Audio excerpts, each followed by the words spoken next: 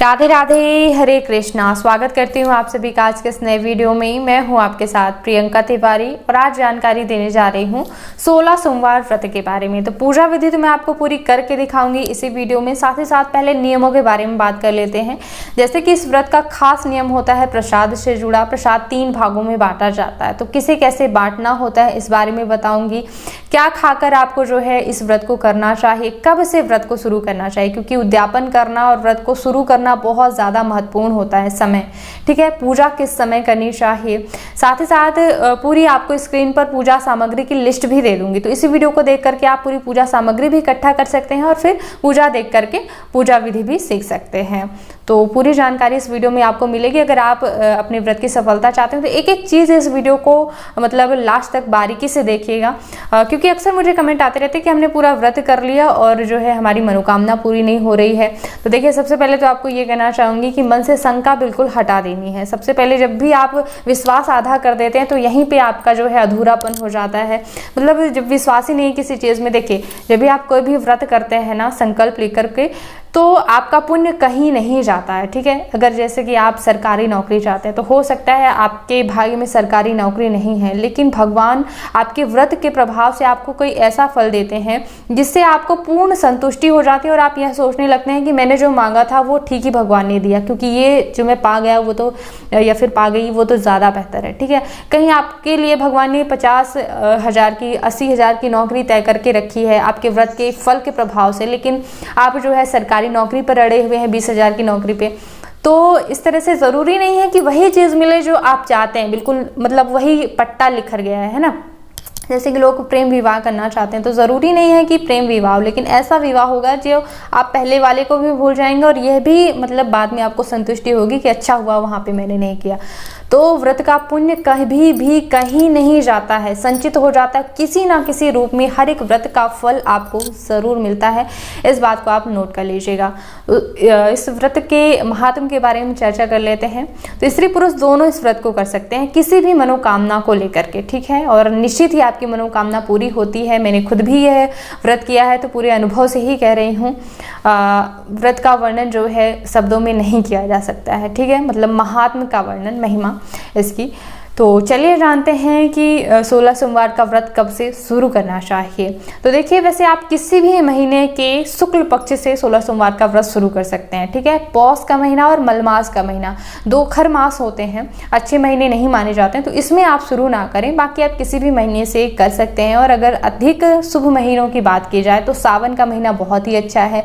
फिर कार्तिक या फिर माघ के महीने में भी जो है आने वाला है माघ का महीना, तो उसमें भी जो है आप शुक्ल पक्ष से इस सोमवार के व्रत को उठा सकते हैं। ठीक है, तो जिस दिन भी आप व्रत शुरू करते हैं सबसे ज्यादा महत्वपूर्ण होता है व्रत का संकल्प लेना। संकल्प ऐसा होता है कि जैसे हम बता रहे हो कि इस मनोकामना की पूर्ति के लिए हम भगवान ये वाला व्रत कर रहे हैं। ठीक है, तो बिना संकल्प के की गई पूजा या फिर व्रत का आधा ही फल प्राप्त होता है। तो संकल्प जरूर ले लीजिएगा पहले दिन सुबह सुबह। ठीक है, तो उसका विस्तृत वीडियो मैंने बनाया हुआ है कि कैसे संकल्प लेना होता है, तो संकल्प का विस्तृत वीडियो आप देख लीजिएगा, सीख लीजिएगा वहां से। ठीक है, और इस व्रत में जो है प्रदोष काल की पूजा का विशेष महत्व होता है। प्रदोष काल का समय जो है भगवान शंकर को बहुत ज्यादा प्रिय होता है, इसलिए प्रदोष काल में ही पूजा करनी चाहिए। देखिए, कोई चीज अगर हमें ज्यादा प्रिय होती है, कोई चीज जैसे कि पत्र पुष्प, वो चीजें भगवान को अर्पित की जाए तो ज्यादा उसका महात्म्य बढ़ जाता है। साथ ही साथ इस व्रत में जो है मिट्टी के शिवलिंग निर्माण करके पूजा विधि करनी चाहिए, क्योंकि मिट्टी के शिवलिंग निर्माण करके पूजा करने का महात्म्य और भी ज्यादा, पुण्य और भी कई गुना ज्यादा बढ़ जाता है। जैसे कि आपने सुना होगा ग्रंथों में कि नदी में पूजा की जाए या फिर मंदिर में पूजा की जाए तो और भी कई गुना ज्यादा फलों की प्राप्ति होती है।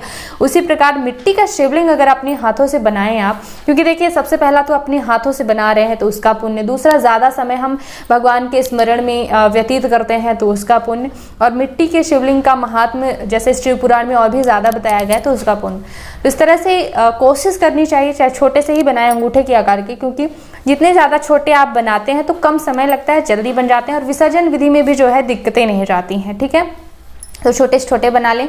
विसर्जन विधि के लिए क्या है कि अगर आप नहीं जा पा रहे हैं, क्योंकि रात में रखा नहीं जाता है, अगर नदी वगैरह में नहीं जा पा रहे हैं तो एक गमला रख लीजिए, उसमें शुद्ध पानी भर लीजिए जल, और फिर जो है आप रात्रि में ही विसर्जन विधि कर सकते हैं। विसर्जन विधि आपको मैं अंतिम में बताऊंगी, पूजा विधि अभी बताने वाली हूँ तो आप उसी में विसर्जन विधि कर सकते हैं। इकट्ठा हो जाएगा जब 16 बार का, तो फिर आप जब भी आपको समय मिले तो नदी में विसर्जित कर सकते हैं, या फिर उसी में आप जो है पुष्प वगैरह लगा सकते हैं, या फिर हर बार आप विसर्जित करने जा सकते हैं। तो प्रदोष काल में यानी कि सूर्यास्त के 24 मिनट पहले से ही जो है आपको पूजा विधि शुरू कर देनी चाहिए, और सूर्यास्त के बाद यानी रात्रि के पहले प्रहर का समय जो है वो प्रदोष काल का समय होता है। इसी शुभ समय में जो है आपको पूजा विधि करनी चाहिए। प्रसाद का विशेष नियम यह है कि जो भी प्रसाद आप भगवान को अर्पित करते हैं, जैसे कि सबसे पहले तो भगवान भोलेनाथ का प्रिय प्रसाद चूरमा माना जाता है, जो आटे और गुड़ को मिला करके पूड़ियाँ बना करके उसका भूरा बना करके चूरमा प्रसाद पूरा भगवान को चढ़ाया जाता है।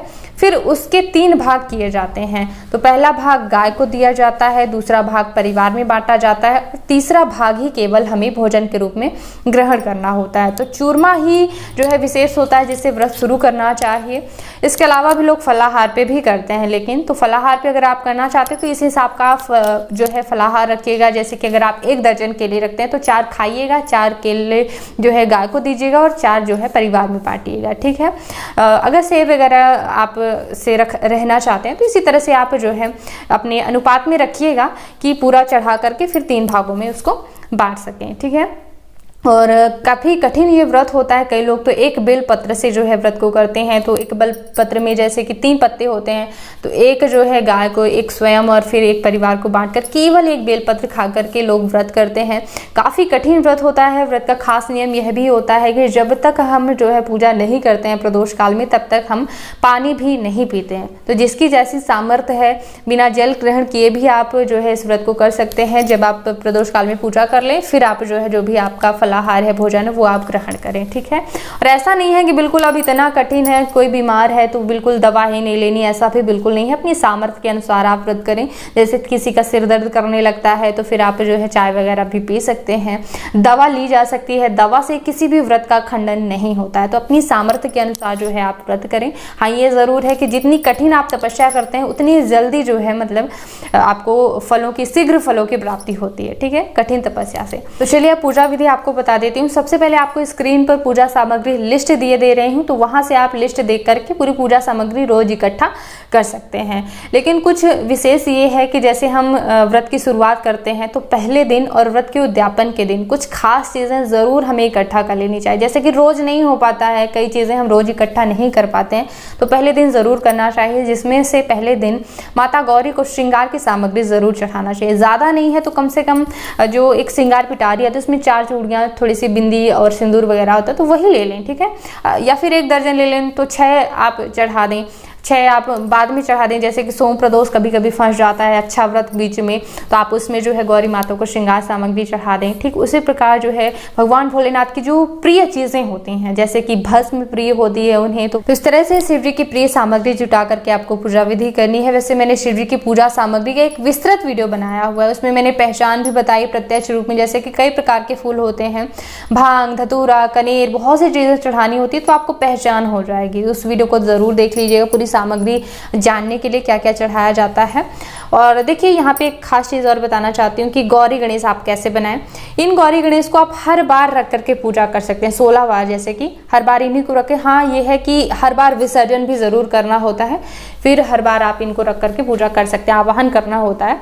तो देखिए ये मैंने हल्दी की गांठ ली है। हल्दी की गांठ को जो है इस तरह से घिस करके एक पत्थर पर इस तरह से गौरी माता के आकार का, अंगूठे के आकार का आपको बना लेना है, और सुपारी में मौली धागा बांधकर गणेश जी का निर्माण कर लेना है। तो ये बन गए गौरी गणेश। इनमें भी जो है आप थोड़ा सा मौली धागा लपेटकर वस्त्र स्वरूप बना लीजिएगा। तो इन गौरी गणेश को रख करके आप हर बार पूजा विधि कर सकते हैं, ठीक है। तो चलिए, जब भी आप पूरी पूजा सामग्री एकत्रित कर लेते हैं तो सबसे पहला काम आपका होना चाहिए अपने आप को पवित्र करना। जैसे कि हमने किस प्रकार के वस्त्र पहने हैं, तो पवित्र हो जाते हैं हम और आचमन कर लेते हैं, तो बाहरी रूप से और आंतरिक रूप से भी शुद्ध हो जाते हैं भगवान की पूजा के लिए। पवित्रीकरण करने के लिए कुश की मदद से अपने ऊपर 3 बार जल डालते हुए गंगा माता का ध्यान करके पवित्रीकरण कर लें। जय गंगा माता। और फिर आचमन करने के लिए उल्टे हाथ की मदद से सीधे हाथ में जल डालते हुए जल मुख में छुआना होता है। ओम केशवाय नमः, ओम माधवाय नमः, ओम नारायणाय नमः। इस प्रकार से आचमन करके चौथी बार ओम ऋषिकेशाय नमः बोलते हुए हाथ धो लें। हाथों को अच्छी तरह से पोंछ कर अब हम पूजा में सबसे पहले कलश की स्थापना करेंगे। उसके लिए अष्टदल कमल बनाएंगे। सबसे पहले एक लकड़ी के पाटे के ऊपर इस प्रकार से लाल वस्त्र बिछा लें या फिर सफेद वस्त्र, और फिर जो है चावल से अष्टदल कमल बनाएंगे। इसके ऊपर कलश से स्थापना करनी है। अगर आपका लकड़ी का पाटा छोटा है तो आप धरती को भी गोबर से या फिर गंगा जल से लीप करके और धरती में भी जो है आटे से अष्टदल कमल बना करके और कलश से स्थापना कर सकते हैं। और कलश में जो है मौली धागा और स्वास्तिक बना लीजिएगा। एक बार ही ये करना होगा और हर बार जो है आप इसी कलश को रख करके पूजा कर सकते हैं। तो कलश पात्र में जल डाल करके उसके अंदर आप डालेंगे चावल, फूल और दक्षिणा। ठीक है, अगर हम हल्दी सुपारी डालेंगे फिर हर बार जो है हल्दी सुपारी विसर्जित करने की जो है समस्या आ जाती है, तो आप चावल, फूल और दक्षिणा ही डाल दीजिएगा। और दक्षिणा जैसे कि 1-1 रुपये भी, जितनी सामर्थ्य जैसा वैसा भी आप डाल सकते हैं। ठीक है, इसके ऊपर जो है आम के पत्ते लगाने के बाद पूर्ण पात्र के रूप में सप्तधान्यों में से कोई धान्य या फिर आप जो है चावल या गेहूं भी रख सकते हैं। दीप कलश यहाँ पे निर्माण हो चुका है। और अब चावल के ऊपर जो हमने हल्दी की गांठ और सुपारी से गौरी गणेश बनाए थे उन्हें आसन दे देंगे। अगर आपने मिट्टी के शिवलिंग बनाए हो तो उन्हें आप विराजमान करें, या फिर जो भी घर में आपके पास शिवलिंग हो उन्हें आसन प्रदान करें। ठीक है, और उत्तर दिशा की ओर जो है जलहरी का मुख होना चाहिए। आप भी उत्तर दिशा की ओर मुख करके जो है पूजा विधि करें। जैसे मैं बैठी हूँ स्क्रीन पे उसी तरह से देख करके आप पूजा करने बैठें। ठीक है, और ओम दीप नारायणाय नमः बोलते हुए दीपक प्रज्वलित कर लें। इस समय अगर आपने संकल्प अभी तक नहीं लिया है तो आप पूजा का संकल्प यहाँ पर ले सकते हैं। इसके बाद ध्यान दीजिएगा, सबसे बड़ी गलती जो लोग अक्सर करते हैं कि भगवान को बुलाते ही नहीं है, बिना बुलाए ही पूजा पाठ शुरू कर देते हैं। तो जब भगवान आएंगे ही नहीं तो कैसे फल की प्राप्ति होगी। तो सबसे पहले भगवान को बुलाना यानी आवाहन करना बड़ा जरूरी है। हाथ में चावल, फूल लेकर के प्रार्थना करें, हे गौरी गणेश, हे कलश के सभी देवी देवताओं, हे भगवान भोलेनाथ, 16 सोमवार व्रत के पूजन हेतु मैं आपका आवाहन करती हूँ। कृपया करके यहाँ पर विराजमान हो और हमारी पूजा विधियाँ स्वीकार करें। इस प्रकार से आपको अलग अलग बोलकर आवाहन कर लेना है। ओम गंगणपतये नमः, ओम गौरी देव्यै नमः, ओम शिवाय नमः। इस प्रकार से जो है फूलों का आसन दें। भगवान भोलेनाथ को बेलपत्र का आसन आप प्रदान करें। ओम वरुणाय नमः बोलते हुए जो है कलश में भी पुष्प अर्पित करें। इस प्रकार से अब पूजा शुरू करने के लिए सबसे पहले श्री गणेश को, गौरी माता को जल अर्पित करेंगे, जल से स्नान कराएंगे और फिर पंचामृत बना लें। देखिए, पंचामृत से गौरी गणेश को स्नान तो नहीं करवाया जा सकता है, तो इसके लिए पंचामृत में एक फूल डुबोकर गौरी गणेश के पास रख दीजिएगा। पंचामृत स्नान कराने की भावना इस प्रकार से हो जाती है। फिर जल से शुद्धोदक स्नान कराया जाता है। तो गौरी गणेश के साथ कलश का भी इस प्रकार से पूजन कर लें।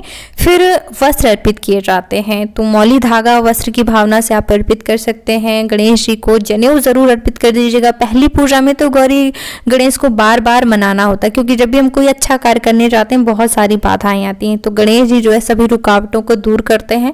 उनको बढ़िया से प्रणाम कीजिएगा, उनकी बार बार जो है पूजा कीजिएगा कि कोई बाधा ना आए। और हल्दी, चंदन, कुमकुम, सिंदूर इत्यादि तो गौरी गणेश को दोनों को प्रिय होता है। सिंदूर लगाएं। गौरी माता को आप चूड़ी, बिंदी, सिंदूर अर्पित कर सकते हैं अगर पहली बार की पूजा है तो। ठीक है, और फिर अक्षत इत्यादि अर्पित करने के बाद फूल चढ़ाएं। आप शिव परिवार को बेलपत्र भी अर्पित कर सकते हैं। दूर्वा हो तो श्री गणेश को दूर्वा चढ़ाएं। फूल आदि चढ़ाने के बाद धूप बत्ती जलाएं, धूप दिखाएं। दीपक प्रज्वलित करके आप दीप कर सकते हैं, या फिर चावल से भी दीप करने की भावना कर सकते हैं।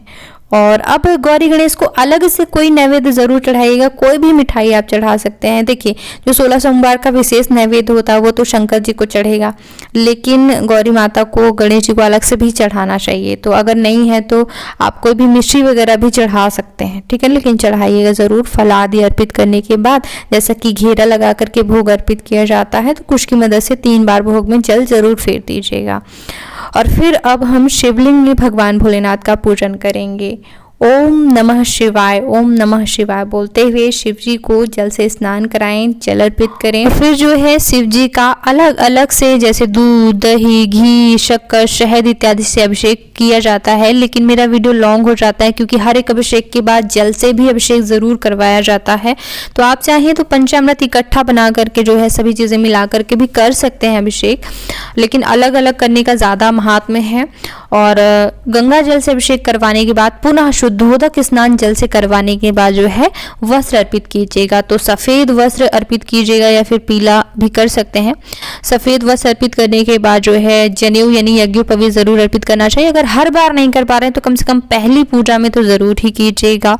इसके बाद उन्हें चंदन अर्पित कीजिएगा। तो सफ़ेद चंदन उन्हें लगाया जाता है, तो चंदन लगाएं। भस्म का श्रृंगार उन्हें अत्यंत प्रिय होता है, तो भस्म उन्हें वैसे तो वो पूरे शरीर में लपेटे रहते हैं। भस्म अर्पित करने के बाद जो है अक्षत अर्पित कीजिएगा, चने की दाल वगैरह भी अर्पित की जाती है। और फिर पुष्प अर्पित कीजिएगा, जो भी आपके पास धतूरे का फूल अगर मिल जाए, मदार, कनेर, ये सभी पुष्प अर्पित करने के बाद जो है बेलपत्र अर्पित कीजिएगा। बेलपत्र का चिकना भाग जो है भगवान शंकर के ऊपर होता है। शमी पत्र मिल जाए तो बहुत ही अच्छा। फिर धूप बत्ती जलाइएगा। धूप दिखाने के बाद दीपक प्रज्वलित करके दीप कीजिएगा, या फिर चावल से भी दीप करने की भावना कर सकते हैं। धूप दीप करने के बाद जो है नैवेद्य, जो भी वैसे तो मैं कहूँगी अलग से कोई नैवेद्य मिठाई वगैरह ज़रूर होना चाहिए। देखिए जो हम मतलब खाने वाले अगर फलाहार से कर रहे हैं तो वो तो फल कहला जाएगा। अगर हम पूड़ी या फिर चूरमा से कर रहे हैं तो फिर उसी को नैवेद्य हम भगवान को अर्पित कर सकते हैं, लेकिन फल भी अलग से अर्पित करना पड़ेगा। तो ठीक है, तो आप नैवेद्य और फल अर्पित कीजिएगा और केवल एक ही चीज़ का आपको 3 भाग बांट करके खाना है। ठीक है, ये नहीं है कि फल भी चढ़ा रहे हैं और चूरमा भी चढ़ा रहे हैं तो दोनों खाएं, नहीं, एक ही चीज़ से किया जाता है इस व्रत को। ठीक है, बाकी आप परिवार में बांट सकते हैं। तो घेरा लगाकर जैसे भोग अर्पित किया जाता है तो कुछ की मदद से 3 बार जो है जल फेर दीजिएगा, भगवान से प्रार्थना कर लीजिएगा, भोग स्वीकार करें। इसके बाद अगर आप हर बार नहीं चढ़ा पा रहे हैं तो कम से कम पहली बार आप पान के पत्ते के ऊपर जो है लौंग, इलायची, हल्दी, सुपारी रख करके जरूर अर्पित करें। गौरी गणेश को भी और शंकर जी को भी 5 सुपारी, लौंग, इलायची अर्पित करें। दक्षिणा अर्पित करें। हर बार के लिए नहीं हो पा रहा है तो कम से कम 1-1 रुपए ही चढ़ा दें, उसको मिला करके 10 रुपए ही मतलब कर दें। तो ऐसे दक्षिणा इत्यादि पहली बार तो जरूर ही करना चाहिए, दक्षिणा वगैरह भी। और फिर हाथ में चावल फूल लेकर के थोड़ा सा व्रत कथा पुस्तक पर भी चावल फूल छोड़ करके और व्रत कथा पढ़नी सुननी चाहिए। वैसे मैंने अपने चैनल पे कथा सुनाई हुई है, उसमें मैंने पूजा दिखाते हुए कथा सुनाई, तो उस वीडियो को प्ले करके आप कथा का पुण्य भी प्राप्त कर सकते हैं। ठीक है, पूजा के वक्त भी तो आप उस वीडियो को प्ले करके कथा सुन लीजिएगा। और फिर हवन वैसे करना ही चाहिए, लेकिन जैसी आपकी सामर्थ्य हो, इच्छा हो। हवन से क्या है कि अग्नि के मुख से भगवान आपके द्वारा दी गई आहुति सीधे ग्रहण कर लेते, तो जो भी आप खाने वाले हैं वो भी आप आहुति दे सकते हैं। तो अग्नि प्रज्वलित करके जल घुमाते हुए चंदन, अक्षत, पुष्प इत्यादि से अग्निदेव का पूजन करने के बाद ओम आग्नेय स्वाहा, ओम गंगणपतये स्वाहा, ओम गौरी देव्ये स्वाहा, ओम कार्तिकेय स्वाहा, फिर ओम शिवाय स्वाहा, ओम शिवाय स्वाहा, इस प्रकार से कई बार आहुतियां आप दे सकते हैं। ओम वरुणाय स्वाहा, ऐसा करके फिर जल घुमाते हुए जो है आप हवन पूर्ण कर लें। फिर आरती की तैयारी करें। आरती में दीपक के नीचे थोड़ा सा चावल जरूर रख लिया करें। दीपक की भी जल घुमाते हुए अक्षय चंदन से पूजा करके विधिवत रूप से खड़े होकर भगवान भोलेनाथ की आरती गानी चाहिए। आरती करके अपने स्थान पर गोल गोल घूमकर प्रदक्षिणा करें और फिर क्षमा याचना जरूर कीजिएगा। देखिए ये बहुत महत्वपूर्ण विधि है क्षमा याचना। क्या है कि पूजा में या फिर व्रत में जो भी गलती हो जाती है ना जाने अनजाने, वो भगवान क्षमा कर देते। कई बार हम कई चीजें चढ़ा ही नहीं पाते हैं या फिर गलत तरीके से चढ़ाते हैं, उसके लिए भगवान क्षमा कर देते हैं। सारी पूजा विधियां स्वीकार होती हैं। तो बोलिएगा कि मेरी गलतियां क्षमा कीजिएगा भगवान, और स्वीकार जरूर कीजिएगा मेरा भक्ति भाव। और फिर अपनी मनोकामना कहिएगा। हाथ में फूल लेकर के पुष्पांजलि अर्पित की जाती है भगवान को और प्रार्थना की जाती है। फिर जैसे पूजा पूरी हो गई तो अब आप भगवान को विदा कर दीजिएगा। यहाँ पे मैं विसर्जन विधि आपको बताने जा रही हूँ। ये नहीं है कि आप कई घंटों बाद विदा करें, अभी भी आप कर सकते हैं। विदा करने के लिए क्या कहना है कि आपको पीछे खिसकाते भगवान का आसन बोलना है प्रार्थना करके कि हे गौरी गणेश, हे भगवान भोलेनाथ, आप हमेशा हमारे साथ रहिएगा, हमेशा अपना आशीर्वाद बनाए रखिएगा, लेकिन इस स्वरूप से आप अपने धाम को पधारिए। ऐसा कहते हुए गौरी गणेश और अगर मिट्टी के शिवलिंग है तो उनका आसन पीछे खिसका दीजिएगा, उनको विदा कर दिया हमने। कलश को भी पीछे खिसका दीजिएगा, फोटो मत खिसकाइएगा वरना उससे भी भगवान चले जाएंगे, ठीक है। और फिर आप गमले में जो है विसर्जन विधि कर सकते हैं। जब भी दीपक शांत हो जाता है तब आप जो है पूरी सामग्री उठा करके और जल में विसर्जित कर सकते हैं। विदा हमने पहले ही कर दिया, जब शांत हो जाए कलश तब आप जल में डाल दीजिए, ठीक है। और एक बात ध्यान रखिएगा कि यूं ही मत उठ के चले जाइएगा आसन से। जिस आसन पे बैठ के पूजा कर रहे थे उसको थोड़ा सा पीछे खिसकाकर आसन के नीचे जल डालिएगा और आसन के नीचे डाला हुआ जल माथे पे लगा लीजिए। क्या है कि जहाँ पे हम पूजा करते हैं, बैठते हैं, वहाँ पे ऊर्जा एकत्रित हो जाती है, तो हमारी ऊर्जा कोई और ना ले ले, इसलिए हमारी ऊर्जा को हमें अपने माथे पे अपने ऊपर ले लेना चाहिए, ठीक है।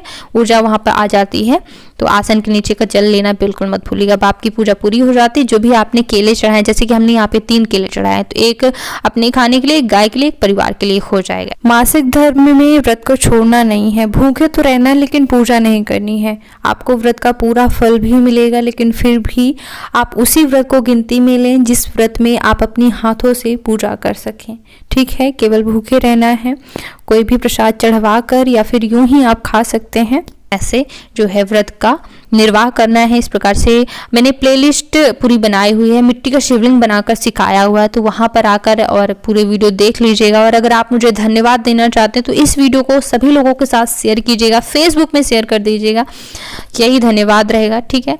तो इस वीडियो को देखने के लिए बहुत बहुत धन्यवाद। ओम नमः शिवाय।